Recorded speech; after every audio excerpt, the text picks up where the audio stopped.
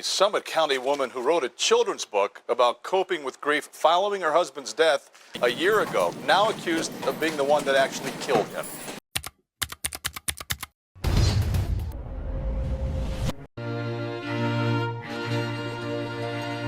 They had the kind of family everyone envied. Stable careers, a comfortable life, and 3 well-behaved sons. They had it all. I mean, it was one happy family. Eric Richins was a strong, driven man and the owner of a small construction business. He enjoyed hunting wild game, fishing along natural riverbanks, and spending time traveling with his family. Both he and his wife were doing well financially. They often organized trips together with their 3 young sons.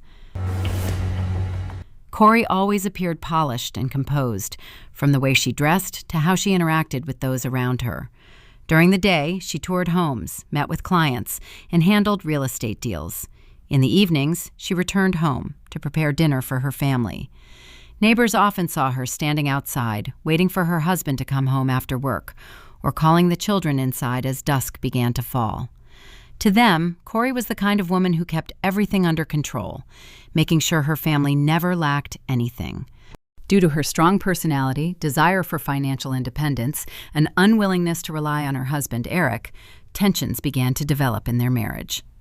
Eric wanted Kouri to stay home and take care of the family and their 3 sons, while he would take responsibility for providing financially. However, this proposal was quickly rejected by Kouri. In addition, because of his passion for hunting, Eric would spend 3 to 5 months each year hunting wild game. The achievements he shared online, along with his long trips and demanding workload, meant he often came home late or was away for extended periods. This left Kouri increasingly uneasy about her husband. Suspicions of infidelity began to emerge. A woman's intuition took hold, and the tension between them grew more intense, leading to frequent arguments. At one point, they even considered divorce. But when thinking about their 3 young sons, Eric chose to sit down and talk with Kouri, and together they decided not to go through with it. For reasons unknown, their relationship gradually became more stable and harmonious again. According to some sources, Kouri was carrying a level of debt far beyond what her current work could support, with total liabilities reaching into the millions of dollars. The orange line along the bottom is the total debt paid, and then the blue line above is the total debt owed. And this is for, again, all the real estate, all the lines of credit, credit cards, and the payday loans. She was forced to seek out multiple sources of financial backing, making promises to investors and clients in order to delay repayment.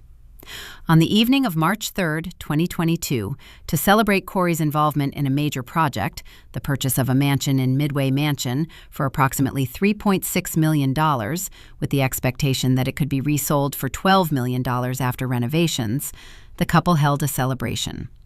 The property was expansive, covering approximately 8.75 acres, located along Highway 113 in East Midway, and included a guest house of around 30,000 square feet. The deposit had already been completed, with final payment expected within days. Eric could hardly believe how his wife had managed to secure such a massive amount of capital from investors, as in reality, they did not have the financial means to support such a purchase. That evening, the couple shared Moscow Mule cocktails to celebrate Kouri's success. Everything seemed to be going well until the early morning of March 4th, when Eric Richins was found dead suddenly at his home in Summit County, Utah, United States. I was just shocked. I didn't know what happened. He was an amazing father, brother, son, nephew, friend. He was everyone's best friend. As family members from both sides, along with neighbors and friends, were still struggling to understand what had happened to Eric, everything seemed to unfold far too quickly. Just days earlier, they had seen him, spoken with him as usual, and now he was gone, an entirely unexpected tragedy. Shortly after, the initial cause of death reported by medical personnel was a ruptured aneurysm, a death considered natural. However, a full autopsy report would require more time to complete. Following Eric Richins' funeral, the entire family fell into deep grief. As for Kouri, she did not want Eric's death to affect their 3 young sons too heavily. She wrote a children's book to help explain their father's passing, while also encouraging them to cope with the difficult time ahead. She later appeared publicly on local television programs, such as Good Things Utah, to promote the book. Meanwhile, Eric's family did not accept the conclusion that his death was simply due to an aneurysm. Their suspicions toward Kouri began to grow, fueled by prior marital conflicts, as well as disputes between Kouri and Eric's 2 sisters, Amy Richins and Katie Richins Benson, regarding property and assets following the funeral. On May 8, 2023, more than a year after Eric's death, police arrived at Kouri's home and read out an arrest warrant, charging her with murder. Kouri's family was in complete shock. They could not believe what they were hearing and witnessing from law enforcement. To them, these were nothing more than allegations. Their daughter could not have committed such a crime. There had to be some kind of mistake. I was shocked. She can't be arrested. For anybody who knows Kouri, just knows she could not have done this. She'd never do this. From the moment she was taken into custody, Kouri denied all allegations related to her husband's death. Going back to 10 days after Eric's death, on April 13, 2022, authorities released the autopsy findings, which revealed that Eric had died from a lethal dose of fentanyl. Immediately after learning this, Kouri began searching online for topics such as how to delete messages on a phone, how police recover data, and whether the cause of death would affect insurance payouts. These suspicious search queries raised serious concerns. They suggested that Kouri may have panicked after becoming a subject of investigation. From this point, a new line of inquiry emerged, whether Eric's death was connected to a potential insurance payout. Based on these irregularities, investigators began to take a closer look into Kouri's past. In June 2013, Kouri and Eric were married. Prior to their marriage, they had signed a prenuptial agreement stating that Eric's assets, including company shares and business equipment, would remain his in the event of a divorce. Kouri would only be entitled to those assets if Eric died during the marriage. This revealed a critical factor. Eric's financial value was significantly higher in death than in divorce. Kouri was alleged to have repeatedly forged Eric's signature to open bank accounts, take out loans, and use credit cards for real estate business purposes. She also allegedly falsified his signature and company documents to secure funding from financial institutions, particularly as her real estate ventures began to struggle.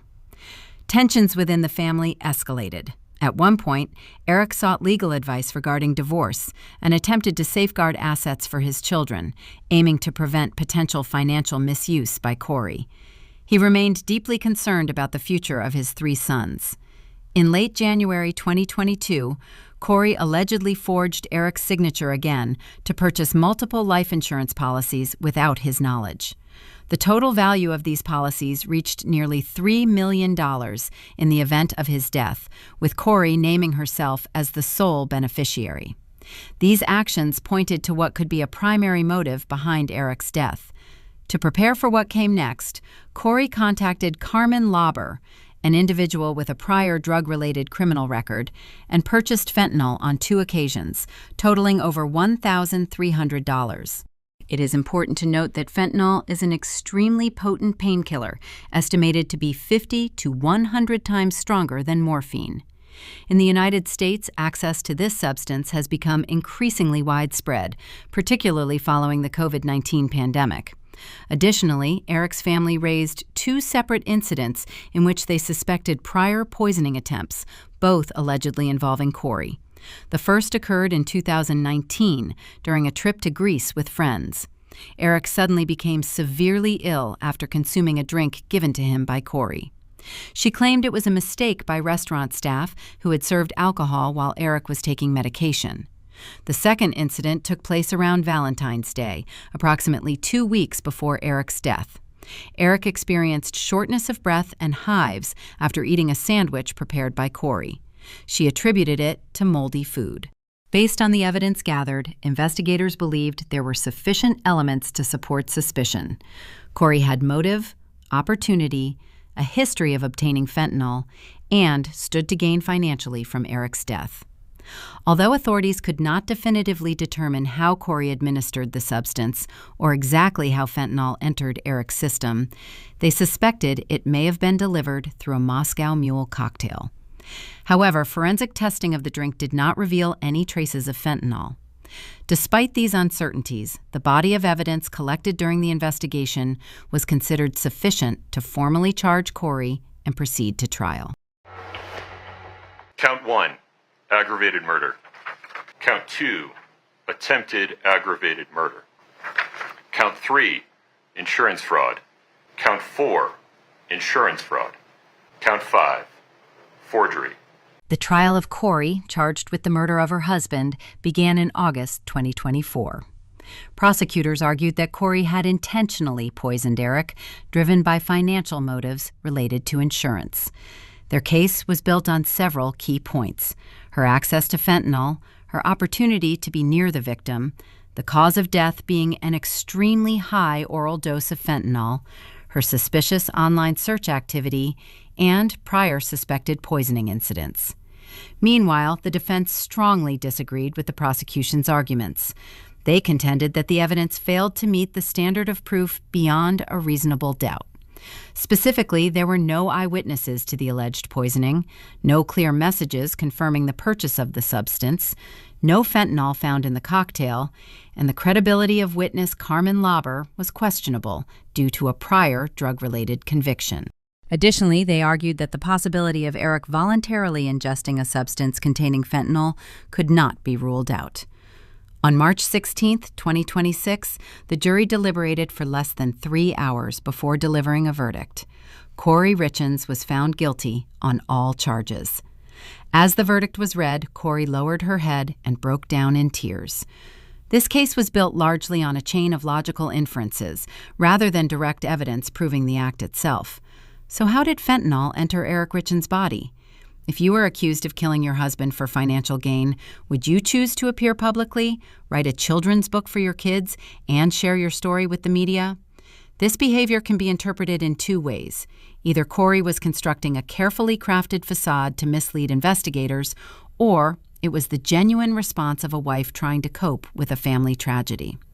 So even with a verdict in place, this case still leaves behind a major question. Are we truly seeing the complete truth, or just a story assembled from fragments that have never fully come together?